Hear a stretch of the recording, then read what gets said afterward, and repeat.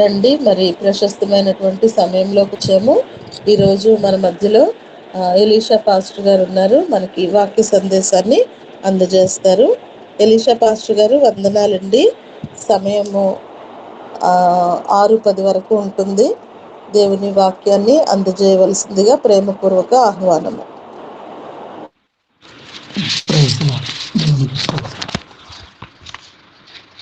సమస్త మహిమ ఘనత ప్రభావములు యేసుక్రీస్తు ప్రభు వారికి కలుగును గాక. ఆమేన్. అమ్మగారికి సమయం ఇచ్చినటువంటి అమ్మగారికి వందనాలు. ధనరాజయ్య గారికి వందనాలు. ప్రార్థన కూడికలో అనుదినము యేసు వైపు చూచుచు అనే ఈ యొక్క ఆత్మీయ కార్యక్రమం ద్వారా ప్రతిదినము దేవుని మహింపరుస్తున్నటువంటి దైవజనులు సహోదరులందరికీ ప్రభువు నామములో వందనాలు. కోరస్ పాడుకుందామండి.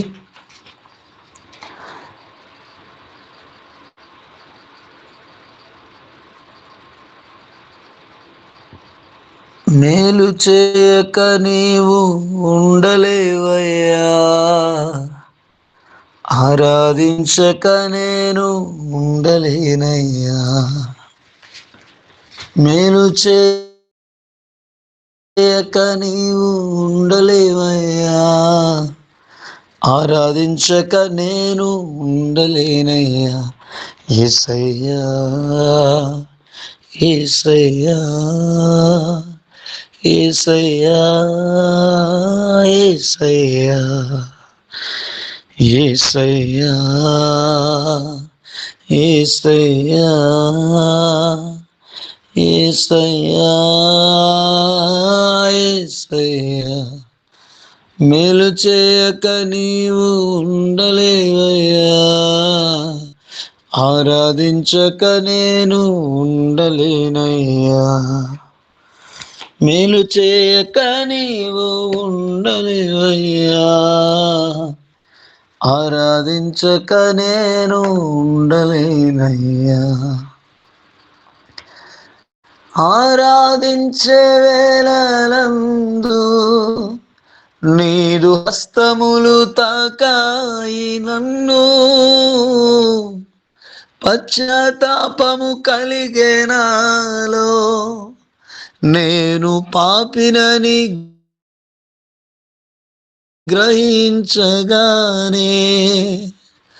ఆరాధించే వేళలందు నీదు హస్తములు తాకాయి నన్ను, పశ్చాత్తాపము కలిగే నాలో, నేను పాపినని గ్రహించగానే.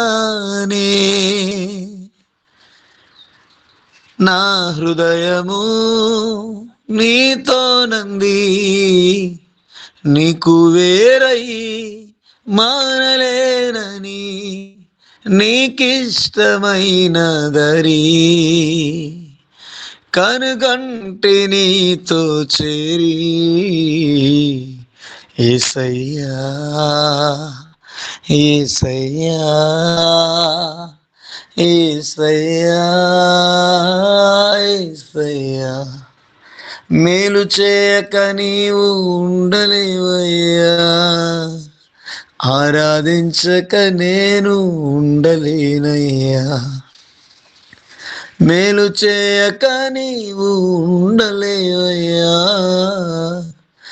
ఆరాధించక నేను ఉండలేనయ్యా. యేసయ్యా. అందరం కలిసి యేసయ్యా యేసయ్యా యేసయ్యా. హృదయమంతా ప్రభుకిచ్చి యేసయ్యా యేసయ్యా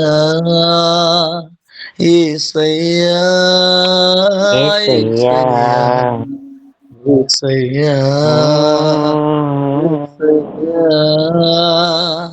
యేసయ్యా.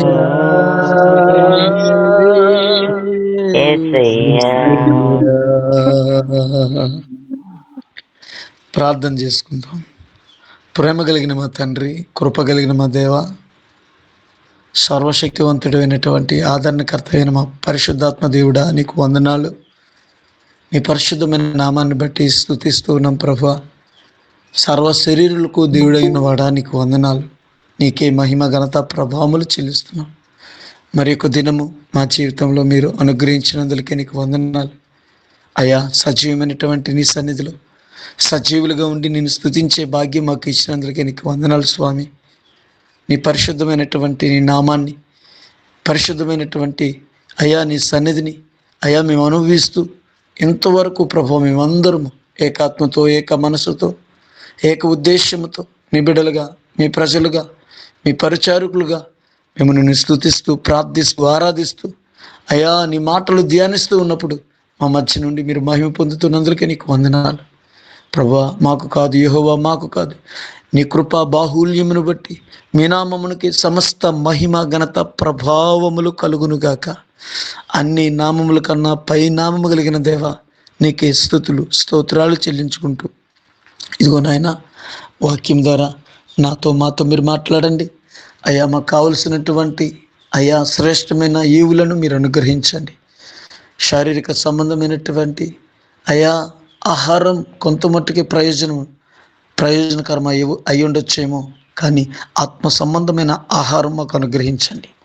పరలోక సంబంధమైనటువంటి జీవాహారం మాకు అనుగ్రహించండి. మీరే మహిమ పొందమని యేసుక్రీస్తు నామములో ప్రార్థిస్తున్నాము తండ్రి, ఆమెన్. ప్రియమైనటువంటి దేవుని బిడ్డలారా, దేవుని సంగమా, దైవజనమా, దేవుని సేవకులారా, ఒకసారి ప్రభునామములో అందరికీ వందనాలు, శుభములు. దేవుడు అందరినీ దీవించి ఆశీర్వదించునుగాక. Praise the Lord. మత్తయి సువార్త 7వ అధ్యాయంలో మనం ఈరోజు ధ్యానం చేయబోతున్నటువంటి మాట 7 నుండి, మత్తయి సువార్త 7 నుండి 11 వచనాలు మనం చూద్దాం. 7వ అధ్యాయం 7వ వచనం నుండి ఇక్కడ, అడుగుడి మీకు ఇయ్యబడును, వెదకుడి మీకు దొరుకును, తట్టుడి మీకు తీయబడును. అడుగు ప్రతివాడును పొందును, వెదుకువానికి దొరుకును, తట్టువానికి తీయబడును. మీలో ఏ మనుషుడైనను తన కుమారుడు తన్ను రొట్టెను అడిగిన ఎడల వానికి రాతినిచ్చునా? చేపను అడిగిన ఎడల పామునిచ్చునా?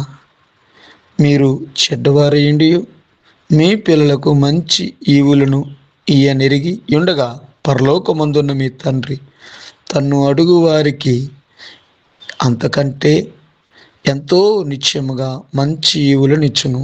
ఆమేన్. దేవునికి స్తోత్రం. హల్లెలూయా. ప్రియమైనటువంటి దైవజన్మ, దేవుని సేవకులారా, సహోదరులారా, మనము ఈ రోజున దేవుణ్ణి ఏది అడిగినా దేవుడు మనకి ఇస్తారా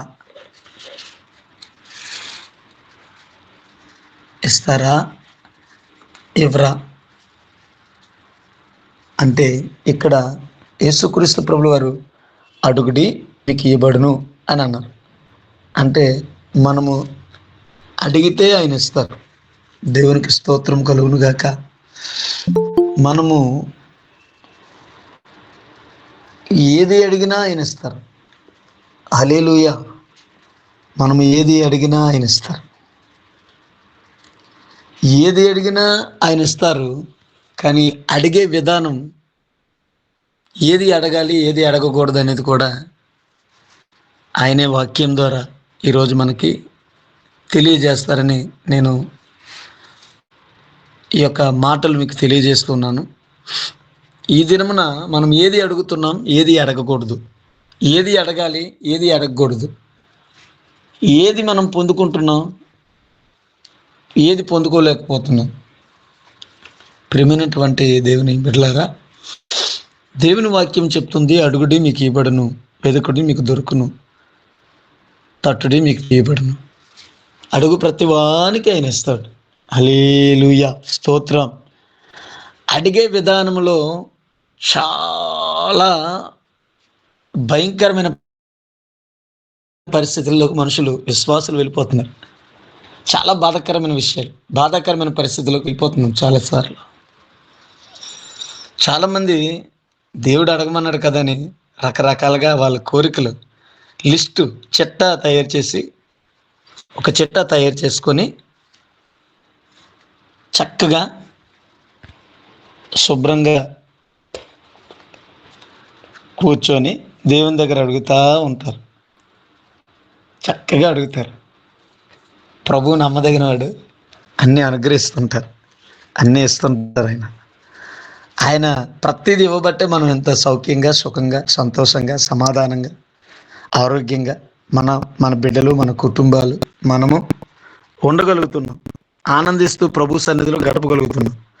ఆయనకే మహిమ. ఆయన సమస్తానికి సృష్టించిన వాడు. సమస్తంలో నుండి మనల్ని శ్రేష్ఠులుగా ఆయన కోరికలు సృష్టించాడు దేవుడు.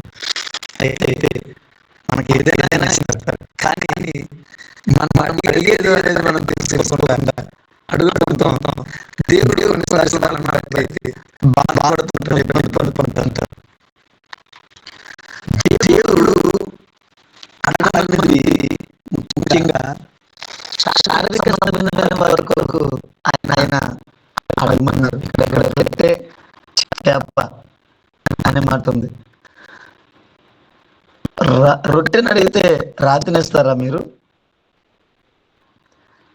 చేపని అడిగితే పామునిస్తారా అనే మాట.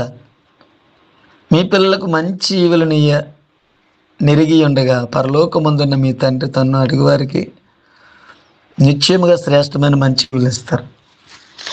అయితే మనం అడిగేది రొట్టె చేపే, రొట్టె చేపే అడుగుతున్నామా? అదే నా దేవుని ఉద్దేశం. దేవుని సంగమా, దేవజన్మ, దేవుని సేవకులారా, మనం అడిగేది ఏంటంటే మన భారతదేశాన్ని దేవుని అడగాలి. అడిగినవన్నీ దేవుడు ఇస్తాడు. కానీ దేవుని రాజ్య వ్యాప్తి కొరకు, దేవుని పని జరుగుట కొరకు, దేవుని రాజ్యములో అనేకులు నశించిపోతున్న ఆత్మలు మనం అడగాలి.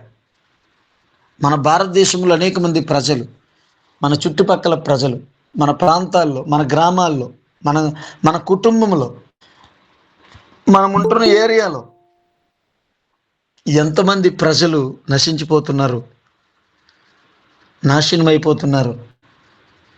వారిని మనం ఎప్పుడైనా అడిగామా? దేవా, వారిని నాకు ఇవ్వండి అయ్యా, వారిని మీ మీ యొక్క రాజ్యంలో చేర్చండి అయ్యా, వారిని నా సంఘంలోనికి ఆత్మలుగా పంపించండి, నూతన ఆత్మలు నా సంఘంలో వారు చేర్చబడాలి నూతన ఆత్మలుగా. ప్రభువా, నశించిపోతున్నారు నాయన, అయ్యా పాపంలో జీవిస్తున్నారు నాయన, అయ్యా మా భారతదేశంలో బంధకాలతో ఉన్నారు, విగ్రహాలతో ఉన్నారు, త్రాగుబోతులుగా ఉన్నారు, తిరుగుబోతులుగా ఉన్నారు, భయంకరమైన పరిస్థితిలో ఉన్నారు. మనం అడగాలి దేవుని దగ్గర. మన కొరకు మనం అడుగుతున్నాం, చాలా మంచిది. అన్నీ అడిగి దేవుని దగ్గరే మనం పొందుకోవాలి. అడగడం తప్పు కాదు, కానీ దేవుడు వాటిని ఖండిస్తున్నాడు. ఒక దగ్గర వాటిని ఖండించి ఆయన మాట్లాడుతున్నాడు. శిష్యులు ఇప్పుడు దేవుని చిత్త ప్రకారంగా వాక్యానుసారంగా చూసుకుంటే, దేవుడే ఇక్కడ ఒక ఉదాహరణ తీసుకొని రొట్టెను అడిగితే, రాతిని అడిగితే రొట్టెనిస్తారా అని దేవుడు మాట్లాడుతున్నాడు. అదే దేవుడు, అదే యేసుక్రీస్తు ప్రభులు వారు ఆయన శిష్యులను గద్దిస్తూ అదే మత్తయి సువార్త 16వ అధ్యాయంలో మనం చూస్తే 8వ వచనం,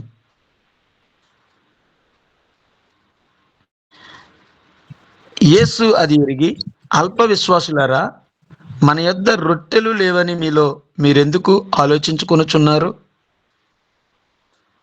దేవునికి స్తోత్రం. హల్లెలూయా, హల్లెలూయా.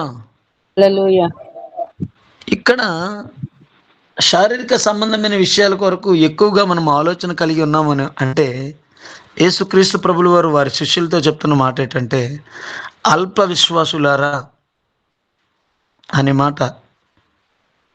అంటే శారీరక సంబంధమైన విషయాల్లో ఎక్కువగా ఆలోచన చేసి భూ సంబంధమైన విషయాల్లో ఎక్కువగా ఆలోచన చేస్తే యేసుక్రీస్తు ప్రభుల వారు శిష్యులతో చెప్తున్న మాట ఏంటంటే, అల్ప విశ్వాసులారా, అల్ప విశ్వాసులారా అని పిలుస్తున్నాడు ఆయన. యేసుక్రీస్తు ప్రభుల వారు తన జీవితంలో సువార్త చేయుచూ ఉండగా మనకు అందరికీ బాగుగా తెలిసినటువంటి వాక్యం యోహాను సువార్త 4వ అధ్యాయం 34వ వచనంలో చూస్తే, నా తండ్రి, యోహాను సువార్త 4వ అధ్యాయం 34వ వచనంలో చూస్తే, ఇక్కడ నన్ను పంపిన వాని యొక్క పని చేయుట, చదవండి 4:34, ఎవరైనా చదువుతారా? యేసు వారిని చూచి నన్ను పంపిన వాని చిత్తము నెరవేర్చుటయు ఆయన పని తుదముట్టించుటయు నాకు ఆహారమై ఉన్నది. ఆమేన్. దేవునికి స్తోత్రం కలుగును గాక. హల్లెలూయా. హల్లెలూయా. యేసుక్రీస్తు ప్రభుల వారు చెప్తున్నటువంటి ఆ మాట శిష్యులు గ్రహించలేకపోతున్నారు. అంటే యేసయ్య ఉద్దేశం, యేసయ్య ఆలోచన, యేసయ్య ప్రణాళిక మనల్ని రక్షించడానికి మనం గ్రహించగలిగిన వారముగా ఉండాలి. యేసయ్య మనల్ని ఎందుకు రక్షించారు? యేసయ్య మనల్ని ఎందుకు పిలుచుకున్నాడు సేవకి? యేసయ్య మనకెందుకు సువార్థికులుగా పిలుచుకున్నాడు? యేసయ్య మనకెందుకు తన నామానికి సాక్షులుగా మలుచుకున్నాడు? ఒక విశ్వాసిగా సంఘంలో ఒక సేవకునిగా సంఘాన్ని నడిపిస్తూ నాయకుడిగా ఎందుకు ఎన్నుకున్నాడు అనేది మనం ఫస్ట్ గ్రహించాలి. ఆయన చెప్తున్నటువంటి మాట,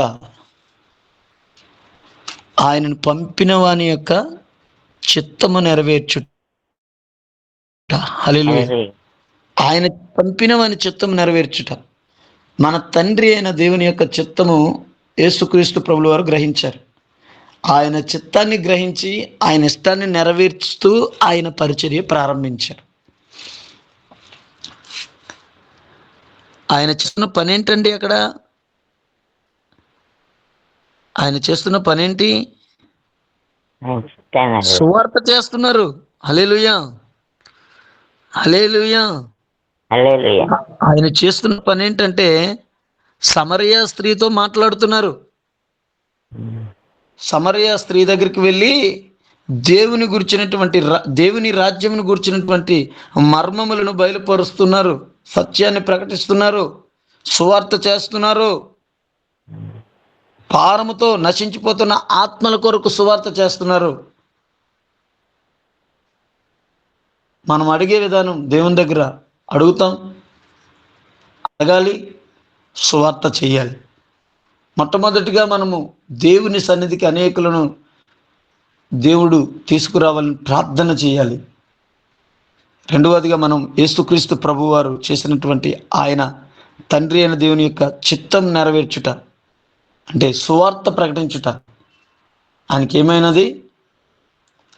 ఆహారమై ఉన్నదని అంటున్నాడు ఆయన. ఆహారం, ఆత్మలు సంపాదించడమే మనకి ముఖ్యమైనటువంటి ఆహారమై ఉన్నదని మనం గ్రహించాలి.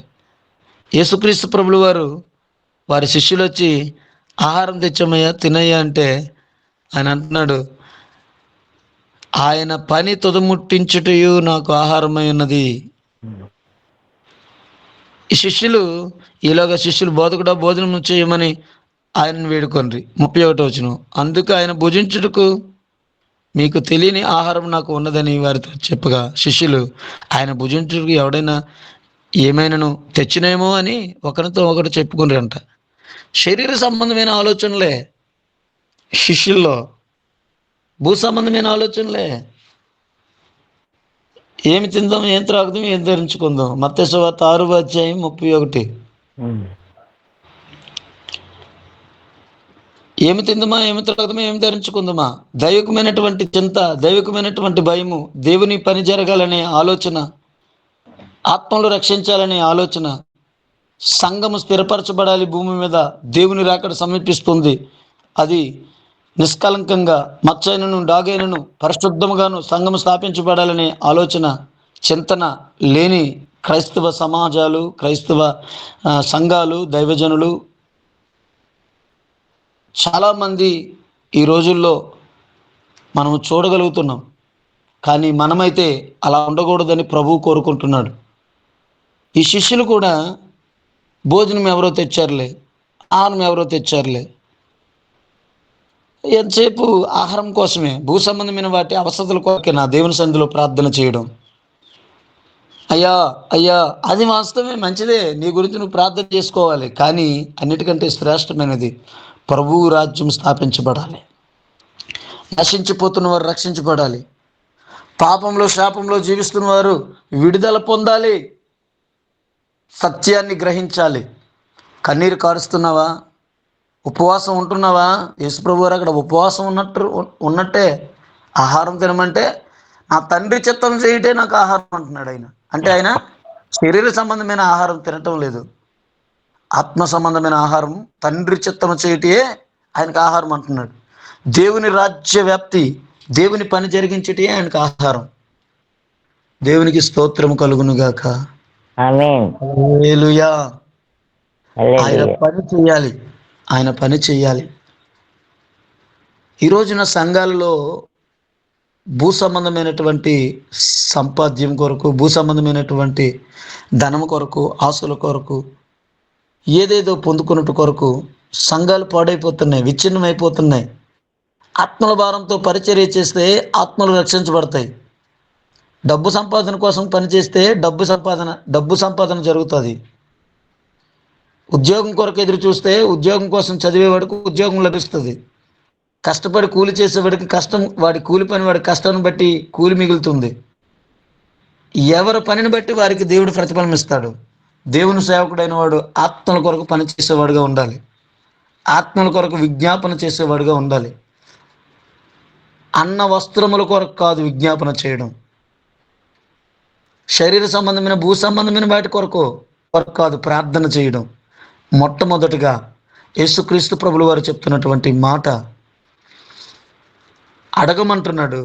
అడిగిందేదో అది రొట్టెల కోసం కాదురా నాయన, నేను అడగమనేది రొట్టె, పాము, చేప, శ్రేష్టమైన వాటిని దేవుడిస్తాడు నీకు. హల్లెలూయా. శ్రేష్టమైన ఈవులను దేవుడిస్తాడు. అడగండి అన్నాడు. ఎంతసేపు రొట్టె మాంసమే అనుకుంటూ ఉంటున్నారు శిష్యులు. వాళ్ళతో అంటున్నాడు, అల్ప విశ్వాసులారా అంటున్నాడు ఇంకా దేవుడు. మత్తయి సువార్త 16వ అధ్యాయము 8వ వచనంలో రొట్టెల కోసం మాట్లాడతారేటి? నేను 5 రొట్టెలు 2 చేపలను 5,000 మందికి పంచాను కదా. వాళ్ళు 3 దినాలు ఉన్నారు. 3 దినాల ఉపవాసంతో దేవుని వైపు చూస్తున్న వారిని దేవుడు అన్యాయస్తుడా? నీ భూ సంబంధమైన శరీర సంబంధమైన అవసరాలు తీర్చడా?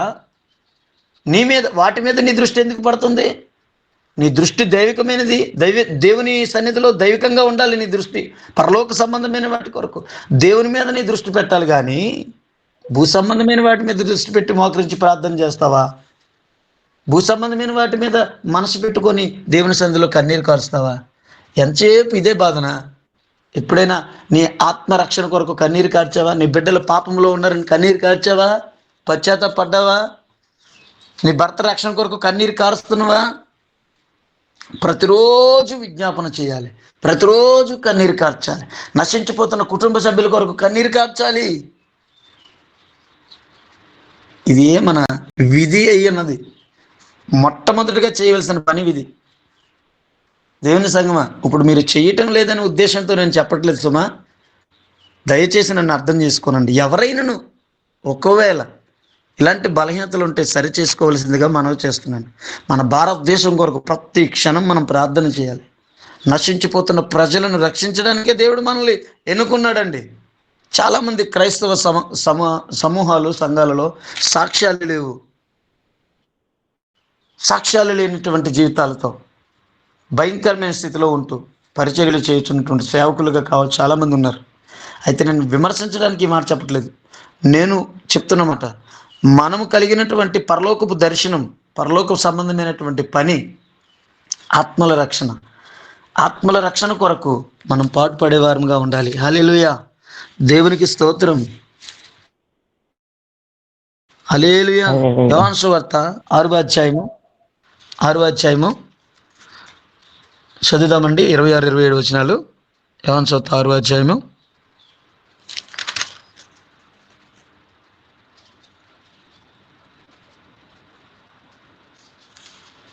యోహాను సువార్త 6వ అధ్యాయం. యేసు, నేను చదువుతున్నాను గారు. యేసు, మీరు సూచనలను చూచుట వలన కాదు గాని రొట్టెలు భుజించి తృప్తి పొందుట వలనే నన్ను వెతుకుచున్నారని మీతో నిశ్చయముగా చెప్పుచున్నాను. క్షయమైన ఆహారము కొరకు కష్టపడకుడి గాని నిత్య జీవము కలుగజేయు అక్షయమైన ఆహారము కొరకే కష్టపడుడి. మనుష్య కుమారుడు దానిని మీకు ఇచ్చును. హల్లెలూయా. దేవునికి స్తోత్రం కలుగును గాక. సూచనలు అద్భుతాలు చేయటం కొరకు, రొట్టెలు భుజించుట కొరకు, తృప్తి పొందుట కొరకు నన్ను వెతుకుచున్నారని ఇంకా మరి ఒకసారి దేవుడు ఇక్కడ బాధపడుతున్నాడండి. అయితే క్షయమైన ఆహారం కొరకు కష్టపడకుడి కానీ నిత్య జీవము కలుగజేయు అక్షయమైన ఆహారం ఒకటి ఉంది మనకి. అక్షయమైన ఆహారం కొరకు, నిత్య జీవమే ఇచ్చే అక్షయమైన ఆహారం మనకుంది. దేవునికి స్తోత్రం. హల్లెలూయా. ఆ అక్షయమైన ఆహారం కొరకు మనము సంపాదించుకోవడానికి మనం ప్రయత్నం చేయాలి. అక్షయమైన ఆహారమే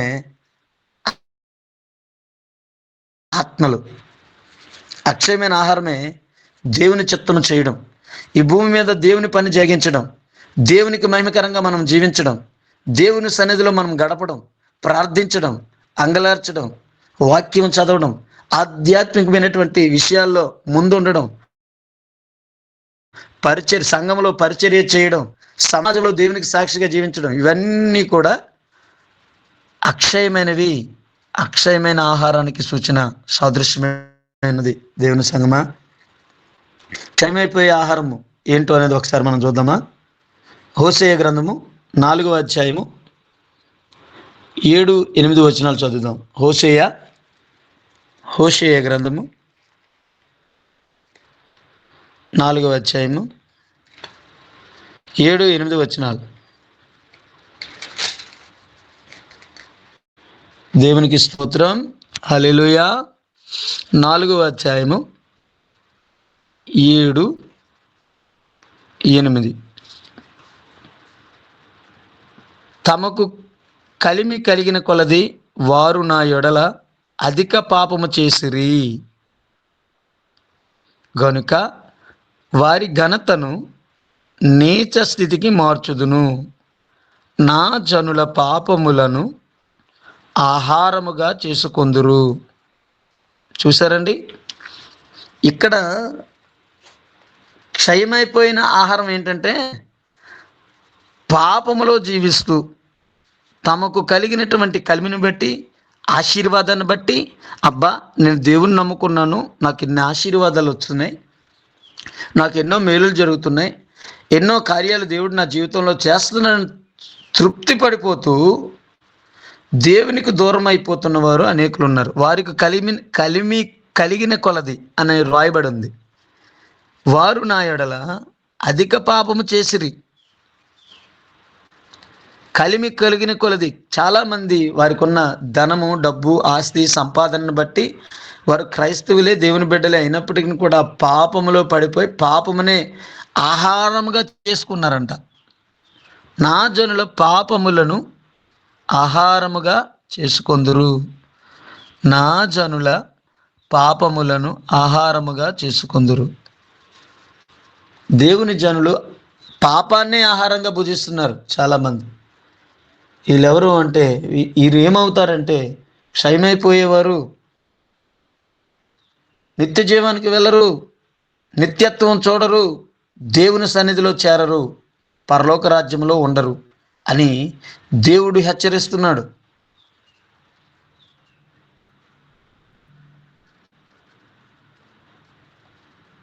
యోహాను సువార్త 3వ అధ్యాయం 31లో చూస్తే భూ సంబంధమైన వాడు భూ సంబంధమైన విషయాల కొరకే మాట్లాడుతాడంటండి. పైనుండి వచ్చేవాడు పరలోక సంబంధమైన విషయాల కొరకు, ఆత్మ సంబంధమైన విషయాల కొరకే ఆశ, తృష్ణ, తపన కలిగి జీవిస్తాడంట భూమి మీద. మనం భూ సంబంధులమా, పరలోక సంబంధులమా? పరీక్షించుకుందాం.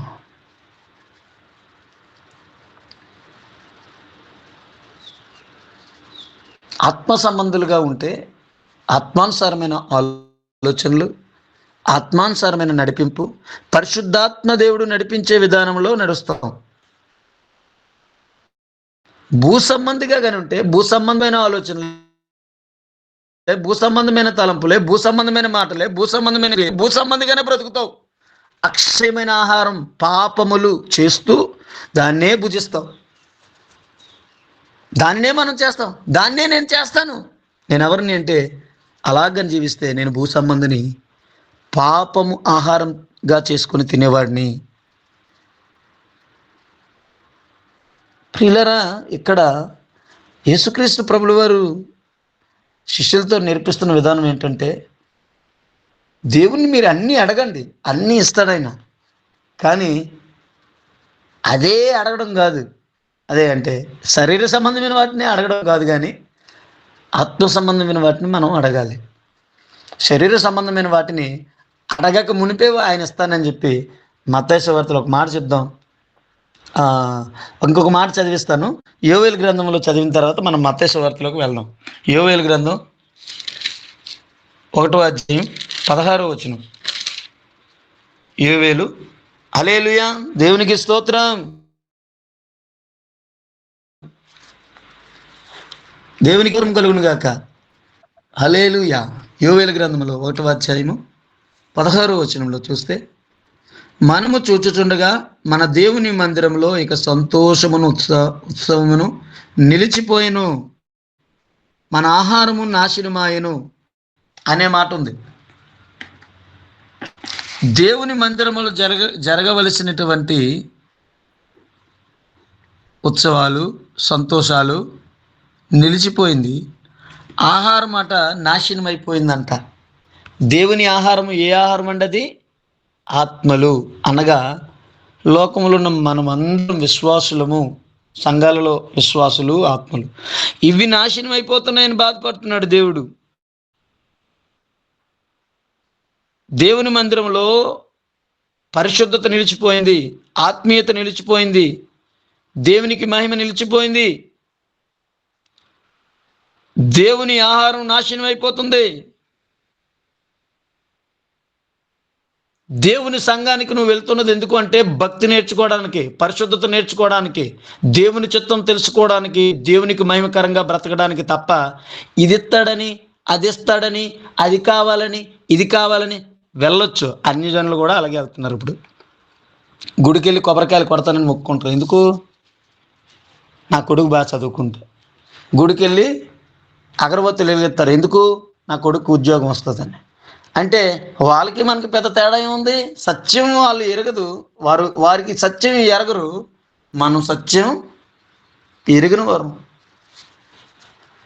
వారు భూ సంబంధులు, మన పరలోక సంబంధులు. వారికి మనకి వ్యత్యాసం ఎక్కడుంది? సమానం అయిపోతే.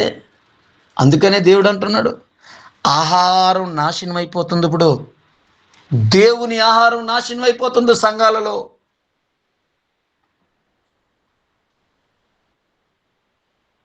దేవుని సంఘము, ఆత్మలు నాశనం అవడం దేవుని చిత్తం కాదు.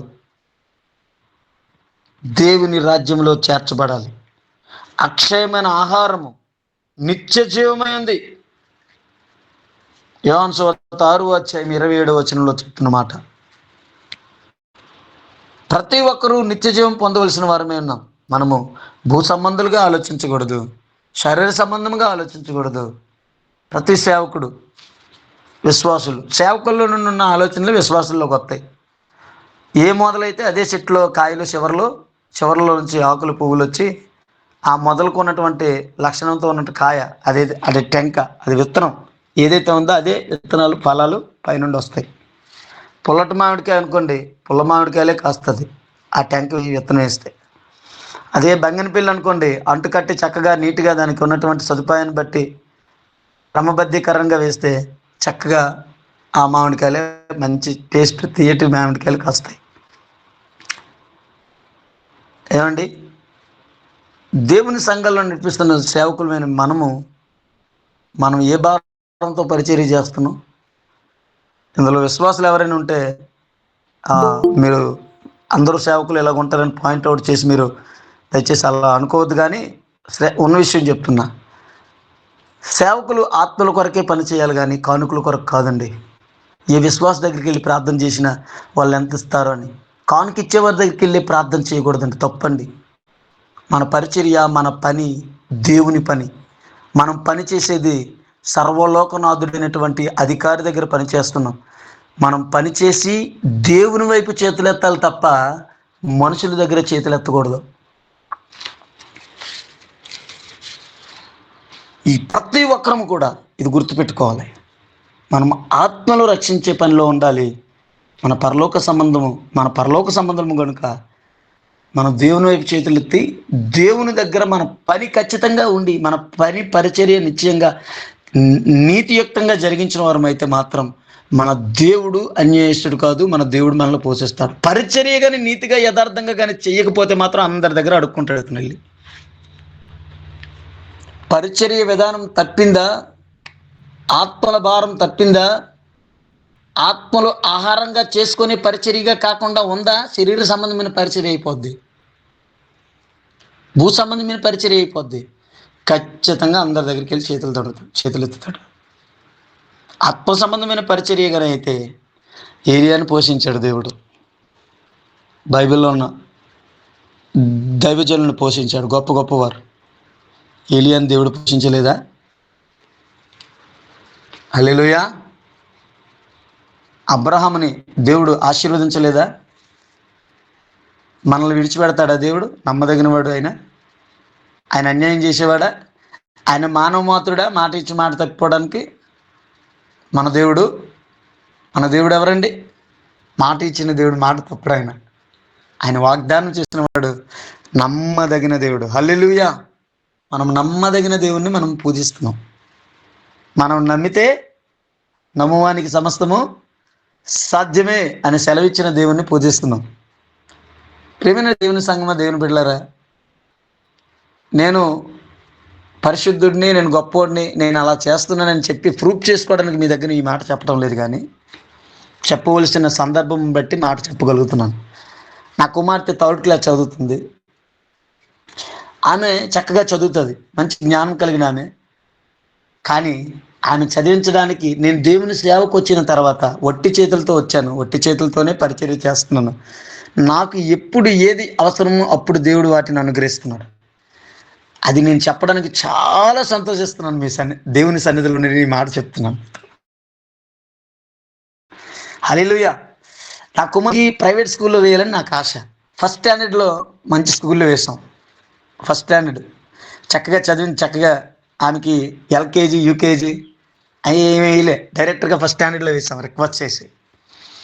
సేవలోకి వచ్చిన తర్వాత పరిస్థితిని బట్టి మేము స్కూల్స్లో వేయలేని స్థితి. అయితే దేవుని మహాకృప ఏంటంటే ఆ సంవత్సరం కావాల్సిన ఫీజు అంతా కూడా దేవుడే అనుగ్రహించాడు. అసలు నాకు ఆశ్చర్యం అన్నమాటండి. మా అమ్మగారు, పాస్టర్ అమ్మగారు అకౌంట్లో అమౌంట్ పడేది, గవర్నమెంట్ వేసేది. మోడీ గవర్నమెంట్, జగన్ ప్రభుత్వం నుండి ఇంచుమించుగా ఆమె ఫీజు మొత్తం దేవుడు ఆ సంవత్సరానికి సరిపడగా దేవుడు ఇచ్చాడు. 2nd ఇయర్లోకి వచ్చేసరికి మేము కొన్ని పరిస్థితులు బట్టి, తొందరపాటును బట్టి వేరే ఊరు నుంచి వేరే ఊరికి షిఫ్ట్ అయ్యాం. అప్పుడు ఆ ఊర్లో దేవుని దగ్గర మేము ప్రైవేట్ స్కూల్లో వేయాలనుకున్నాం. కానీ అయితే గవర్నమెంట్ స్కూల్లో వేసేద్దాంలే అని చెప్పి మా పాస్టర్ గారు చెప్పడం వల్ల వేసేసాం. అయితే పాప చదువు పాడైపోతుంది, బాగా చదివేది, చదువు పాడు. మరలా ప్రభు దగ్గర ప్రార్థన చేసాం. ప్రభువా, అయ్యా పాప బాగా చదువుతుంది కదా ప్రభువా, మీరు హెల్ప్ చేయండి అయ్యా, కనికరించండి అని ప్రభువు దగ్గర మొరపెట్టాం. ఎవరి దగ్గర మొరపెట్టామండి? ప్రభువు దగ్గరే మొరపెట్టాం. దేవుని పరిచర్య చేస్తున్నాం, దేవుని సన్నిధిలో ఉంటున్నాం, దేవుని దగ్గరే అడుగుతున్నాం. ప్రభు దగ్గర అడగగానే స్కూల్లో జాయిన్ అయ్యే టైంకి ఖచ్చితంగా మా అకౌంట్లో 13,000 పడింది. అసలు ఆశ్చర్యం అనమాట. ఈ ప్రభుత్వం అసలు ఇవ్వట్లేదు ఎవరికి కూడా. అసలు ఈ డబ్బులు కావాలని మేము అడగలేదు. పాపని స్కూల్లో జాయిన్ చేయాలి ప్రభు అని అంటే ఆ ఫీజుకి ఎంతైతే అవసరమో అంతే అమౌంట్ దేవుడు అనుగ్రహించాడు. దేవునికి స్తోత్రం. అయితే ఇలాంటి కార్యాలు మన జీవితాల్లో ఎన్నో దేవుడు చేశాడు, మీ జీవితాల్లో ఎన్నో చేశాడు. ఆయన నమ్మదగిన వాడు. అయితే శిష్యులు మాత్రం ఆ కార్యాలన్నీ మర్చిపోయి రొట్టె తేలేదు, చేప తేలేదు, ఇది లేదు అది లేదని ఆలోచిస్తున్నారు. మనకు జీవితాల్లో కూడా దేవుడు నమ్మదగినవాడు, నమ్మదగిన కార్యాలు చేయగలడు. కాబట్టి మనము సంపాదించేది ఈ భూ సంబంధమైన ఆలోచనలతో కాదు, కానీ మనం దేవుని సన్నిధిలో ఉండవలసినది పరలోక సంబంధమైన ఆలోచనలతో దేవుని పరిచర్య మనం చేయాలి. ఆత్మల భారంతో దేవుని పరిచర్య చేయాలి.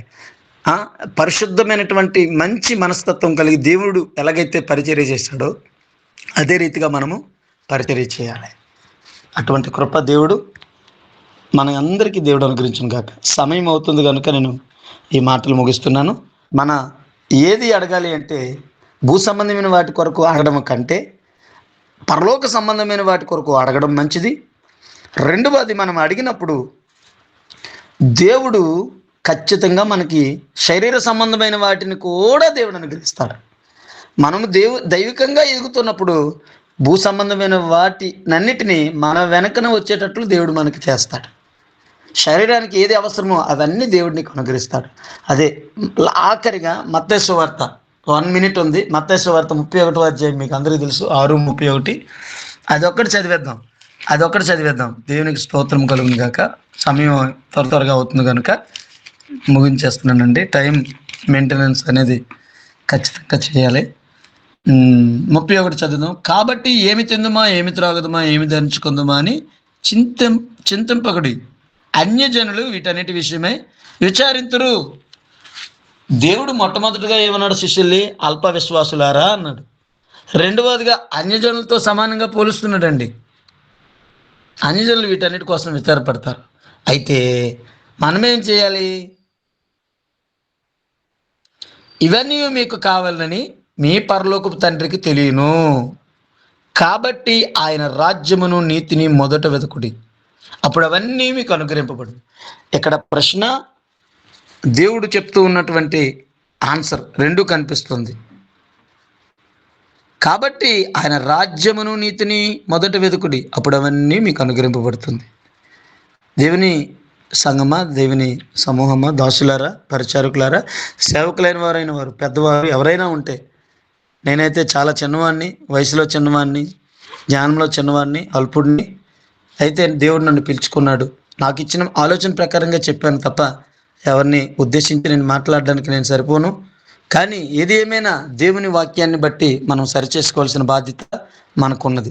కాబట్టి ఈ రోజున మనము అడుగుమని దేవుడు చెప్పాడు కనుక శరీర సంబంధమైన విషయాలే అడుగుతూ అడుగుతూ అడుగుతూ అడుగుతూ ఉండడం కంటే దేవుని విషయాలను, మనం దైవికమైన పరలోక సంబంధమైన విషయాలను, అక్షయమైనటువంటి జీవాహారము, నిత్య జీవమును అడగడము, పరలోక సంబంధమైన ఆత్మల సంపాదన కొరకు దేవుణ్ణి అడగడము, దేవుని రాజ్యం కట్టబడాలని దేవుణ్ణి అడగడం మంచిది. ఆయన క్షేమం, ఆయన సన్నిధిలో మనం క్షేమంగా, సుఖంగా, సౌఖ్యంగా ఉండాలంటే తిమోతి పత్రికలో అంటాడు, రాజుల కొరకు, ప్రధానుల కొరకు, ప్రజలందరి కొరకు మనం విజ్ఞాపన ప్రార్థనలు చేయాలి. అప్పుడు మన కుటుంబ క్షేమంగా ఉంటుంది, కుటుంబం వర్ధిల్లుతుంది, ఆశీర్వదించబడుతుంది. దేవుడు ఈ మాటలు మన వెనుకల్లో దీవించి ఆశ్రయించును గాక. Amen, amen. Praise the Lord. Amen, amen. చీకటిలో నుండి వెలుగునకు, లోకములో నుండి వెలుపలకు, చీకటిలో నుండి వెలుగునకు, లోకములో నుండి వెలుపలకు, శ్రీకర్త గుణాతిశయములను ప్రకటించుటకే పిలిచెనని గుర్తించుచుంటివా, క్రియలను కంటివా, సజీవముగానున్నావా? ఓ సంగమా వినుమా, ఓ సంగమా సర్వంగమా, పరలోక రాజ్యపు ప్రతిబింబమా ఎదుర్కొనగా నీతిని అలంకరించి సిద్ధపడుమా, ఓ సంగమా వినుమా. ఏమడగాలి? పరలోక రాజ్యం అడగాలి. పరలోక రాజ్యములో నేనుండాలి, మన ఊరుండాలి, మన పల్లెలు ఉండాలి, మన దేశము ఉండాలి.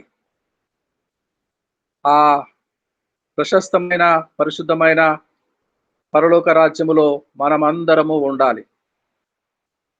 నశించిపోతున్న ఆత్మలన్నీ ఉండాలి. పరలోక రాజ్యము భూమి మీద స్థాపించబడాలి. పరలోక రాజ్యం అడగాలి, అందులో మనం అందరం ఉండాలి. అందులో సేవకుడు, సేవకుని కుటుంబము, సేవకుని 3వ తరగతి చదువుతున్న కుమార్తె, ఎస్కోట పట్టణము, విజయనగరం జిల్లా, ఇరుగు పొరుగు జిల్లాలు అందరూ నశించిపోతున్న ప్రతి ఒక్కరూ ఉండాలి. పరలోక రాజ్యం అడుగుదామా? పరలోక రాజ్యపు ప్రతిబింబమా? ఓ సంగమా, సర్వాంగమా, ఏమి అడుగుతున్నారో ఒకసారి జ్ఞాపకం చేస్తున్నాడు దేవుని సేవకుడు, దీనుడైన దేవుని సేవకుడు. ఎలుగెత్తి ఈ దినము చాటే సువార్త ఏంటంటే ప్రార్థన అడుగుట, ప్రార్థన పరలోక రాజ్యం అడుగుట. దేవునికి స్తోత్రం కలుగును గాక. గాడ్ బ్లెస్ యు అండి. ఎలీషా గారు చాలా చక్కని వర్తమానం అందించారు. ఏంటేంటో అడుగుతున్నాము, భూ సంబంధమైన వాటి కొరకే విచారపడుతున్నాము. అన్ని జనులు వీటన్నిటి కొరకు విచారింతురు. ఏమి తిందుమో, ఏమి త్రాగుదుమో అని, ఏమి ధరించుకుందుమో అని. ధరించట కొరకే, తినటానికే, తాగటానికే అడుగుతున్నాము. దేవుని రాజ్యం అడుగుదామా? పరలోక రాజ్యం అడుగుదామా? ఆ పరలోక రాజ్యములో మనందరము చేరిపోదామా? ఆ ప్రభు రాజ్యములో మనందరము చేరుటకు ఇష్టపడుతున్నామా? God bless. దేవునికి స్తోత్రం కలుగును గాక. క్లుప్తముగా ఎవరైనా ఒకరు ప్రార్థన చేస్తారా? చిన్న మాట. ఎవరైనా ఒకరు ప్రార్థన చేసుకుందాం అందరిలో వచ్చి. వాణిశ్రీ గారు మీరు. పరిశుద్ధుడా, ప్రేమగల మా దేవ, నమ్మదగిన తండ్రి, నీకే స్తోత్రములు తండ్రి. నువ్వు ఈ ఉదయకాల సమయంలో తండ్రి మమ్మల్ని సజీవులుగా ఉంచిన గొప్ప దేవుడి. నువ్వు ఇచ్చిన వాక్యము నీతి కలిగినది, న్యాయం కలిగింది తండ్రి. మేము ఈ లోకం కోసం కాదు కానీ నీ కోసము ఆత్మల భారము కలిగి నడిపించమని ప్రార్థిస్తున్నాం తండ్రి.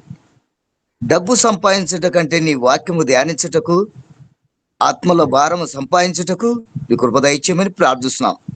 దయజనుడు ఎంతైతే నీ వాక్యమును ధ్యానించాడో, ఆ మాటలలో ఎన్ని మాటలు నీతి న్యాయములో ఉన్నాయో వాటిని వెరుగుటకు మాకు మనసును దయచేసినందుకు నీకు స్తోత్రాలు తండ్రి. ఉదయకాలంలో మేమైతే డబ్బు కోసము ప్రయాస పడకూడదు కానీ నాయన మండే ఆత్మల కోసము, నశించే ఆత్మల కోసము నాయన మమ్మల్ని పుట్టించినందుకు నీకు స్తోత్రాలు. ఈ లోకములో ఎంత సంపాదించినా ఏది ఉన్నా ఇక్కడ వదిలి వెళ్ళిపోవాల్సిందే. ఆత్మల భారము కలిగించుటకు మా శరీరాన్ని, మా ఎముకలను కుళ్ళు పట్టకుండా, తెగులు పట్టకుండా, నాశనము కాకుండా మమ్మల్ని బ్రతికిస్తున్నందుకు నీకు స్తోత్రాలు. మా బిడ్డలను, మమ్మల్ని పోషించే దేవుడివి, మా దేశాన్ని పోషించి నడిపిస్తున్న దేవుడివి, చక్కని దేవానికే స్తోత్రములు. నీ మాటలు పరలోక రాజ్యములో మాకు కావాలి తండ్రి. ఈ లోక రాజ్యములో నటనలు, భోగములు పనికిరావు తండ్రి. వేషధారులుగా ఉండకుండా నీ అగ్ని మంట మండించే మాటలు మాకు నేర్పించమని ప్రార్థిస్తున్నాం. మా నోటికి నా ప్రభువా అగ్ని దహించే మాటలు మా నాలుకను తేటపరచమని ప్రార్థిస్తున్నాం. మా పెదవులు ఎన్నడూ అబద్ధం ఆడకుండా, మోసము చేయకుండా, ఎవరిని చేయి సాపకుండా నాయన నీ తట్టు చేతులు సాపి నిన్ను అడుగుటకు నీకు దయచేయమని ప్రార్థిస్తున్నాం. మమ్మల్ని పోషిస్తున్న మా ప్రభువు తండ్రి, నీ వాక్యము దైవజనుడు ఏదైతే నీ లేఖనాలు ప్రతిదీ నేను ధ్యానించినడో మేమైతే విన్నామో వాటినన్ని పరలోకము తండ్రిని మేము అడుగుతున్నాము తండ్రి. ఈ లోక మనసులను మేము చేతులు చాపకూడదు తండ్రి. మేము అడుక్కున్న వాళ్ళం కాదు, పేదవారివి కాదు, దరిద్రులమైన మమ్మల్ని ఎన్నుకున్నందుకు నీకు స్తోత్రాలు. మా కోసము పరలోకము నుండి భూమికి వచ్చిన మా ప్రభువానికి స్తోత్రాలు.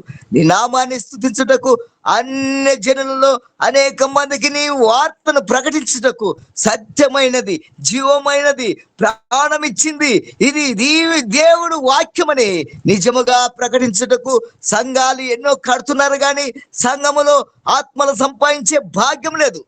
అయ్యా కృప చూపించిన ఆయన మాకు ఆత్మలు సంపాదించే భాగ్యం దయచేసి మా కుటుంబ ప్రార్థనలను బట్టి, మా సంఘాలను బట్టి, మేము వెళుతున్న గ్రామాలను బట్టి, మా గ్రామ కొరకు, మా ప్రజల కొరకు ఆత్మల భారము కలిగించి నడిపించమని ప్రార్థిస్తున్నాం.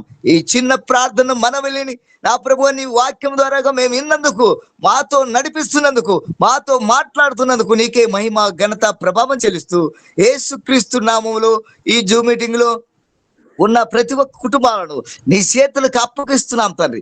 మా పని అయితే కాదు నా ప్రభువు, మాలో ఉండి నడిపించమని ప్రార్థించి యేసుక్రీస్తు నామములో ప్రార్థన అడిగి పొందుకుంటున్నాము తండ్రి. ఆమేన్, ఆమేన్. ప్రభు నేర్పిన ప్రార్థన చెప్తున్నామండి. పరలోకమందున్న మా తండ్రి, నీ నామం పరిశుద్ధపరచబడిన నీ రాజ్యం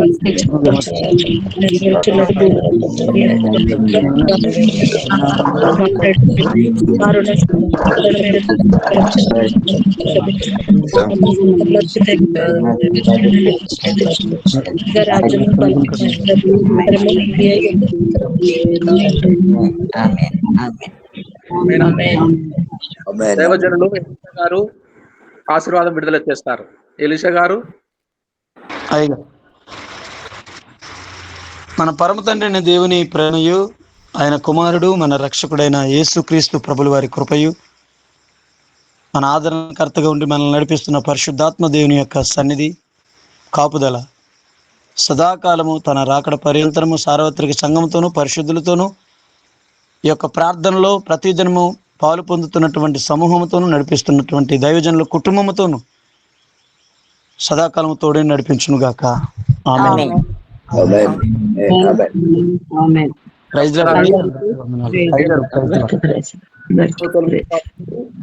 అందరికీ